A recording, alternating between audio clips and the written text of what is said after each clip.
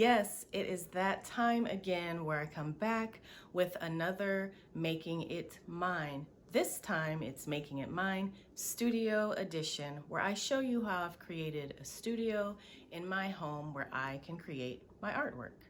I'm Kim with Dream Your Reality Creative Studio, and today we're going to hop into a do-it-yourself or DIY project that I did using a fireplace screen so that I could use it to hide some of my supplies underneath an open table. And I'm also going to be showing you some video of when I just had a few pieces of furniture in the space, a few items, and I was really trying to figure out what I wanted to do, of course, on a less than a shoestring budget, to create a space where I could feel inspired, encouraged, and create for myself. So stick around. These are short clips that show the evolution of the studio, if you will, and some of my art supplies, figuring out what am I doing with them. And then you see this cabinet, figured out that was too small. And then you can see the storage under the table, and that is the culprit.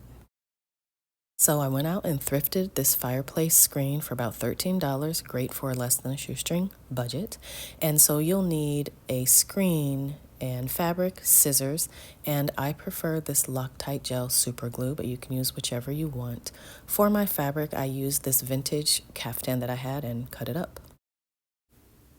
So I did this DIY last January and realized I didn't really film much, but you can see there I've cut the fabric, that's the edge, and that's glue you see.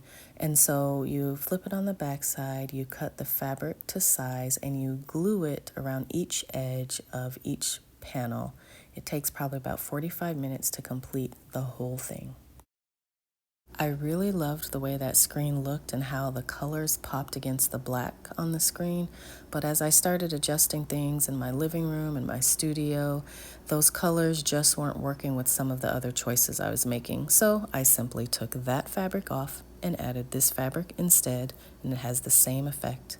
This is what my studio looks like today, and I have all of the supplies that I want to be hidden underneath here, thanks to this screen. Well, thanks so much for joining me for the first episode of Making It Mine Studio Edition. I'll be back next week with another piece of this studio, showing you other ideas that I have come up with to make my studio my own, and I believe you can use in your own home, or you can use as a springboard to do something else that you want to do in your space. As usual, I'm not much of a gambling person, but the one thing I'm going to always do is bet on myself.